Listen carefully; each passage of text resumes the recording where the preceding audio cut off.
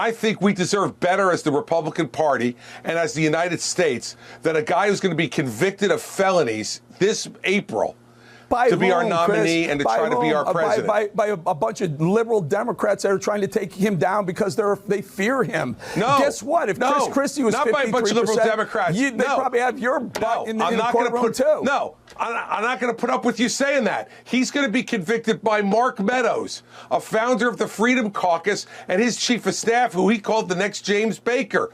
That guy is now testifying and will sit 20 feet away from Donald Trump in a courtroom, taking an oath and saying he committed crimes and he directed others to commit crimes, including me. That's what he's going to say. All right. And that's not some woke prosecutor. That's not some group of liberals. That's a guy who founded the Freedom Caucus in the House, a Republican from North Carolina, and his choice for chief of staff. Eric, I'm not a numbers guy. I'm a character guy. And when Mark Meadows gets on that stand, everything I've been saying about Donald Trump that you've been making fun of me about for months is going to wind up being true. The one thing that Christie has been consistent on is the obvious legal issues that are haunting Donald Trump. And some Republicans have ignored the fact that nearly every one of his allies have turned on him in order to save their own ass. So they claim that those dirty libs are taking him down, which makes absolutely no sense. Christie's argument is an easy one to make, so he took it to other networks too. I am the only candidate running against Donald Trump. Nikki Haley and Ron DeSantis seem to be running against each other for second place. Good for them. You cannot beat someone unless you run against them.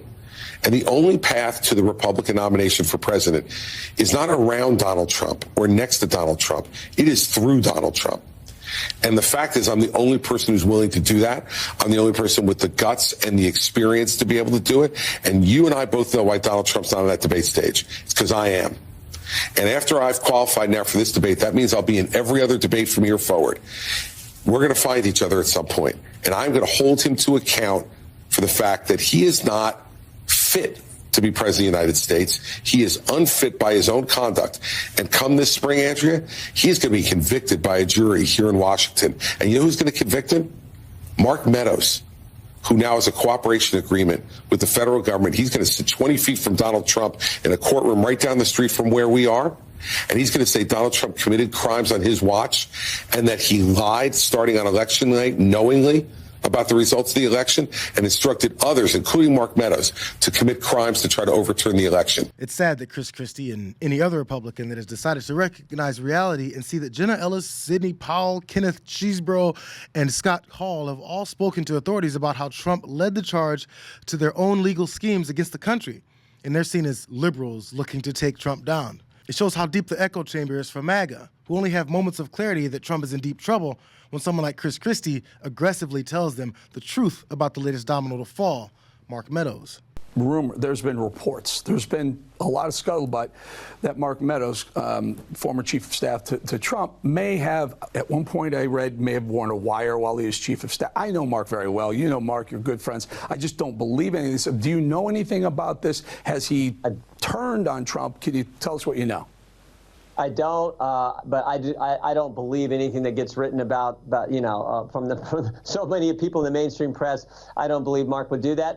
Mark's a good friend, but I don't know. But I trust that Mark thinks the world of President Trump, as do I, and I know you do as well, Eric. I want him to be our next president. I think Mark's the same place, and Mark is a good man. So I don't believe what the press writes about him. Jim Jordan is looking like a guy that's concerned his name will be brought up again over his role in trying to subvert the election.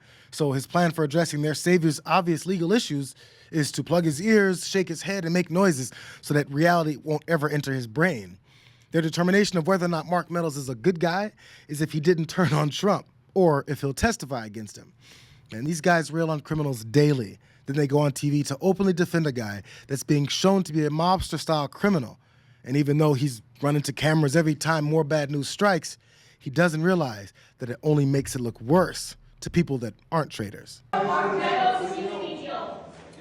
I don't believe that because I've spoken to Mark Meadows many, many times over the years, and he strongly believed the election was rigged. Now, of course, deranged Jack Smith and the prosecutors, they go after somebody for years, and they say, look, here's the story, we'll give you nothing, we'll erect a statue to you, or you're going to go to jail for 10 years for having done nothing wrong. So, you know, a lot of people have to make that decision. Some people would never make that decision. Other people would. But Mark Meadows always felt it was rigged. The whole thing was rigged. It was rigged and it was stolen. And because it was rigged and stolen, our country's gone to hell.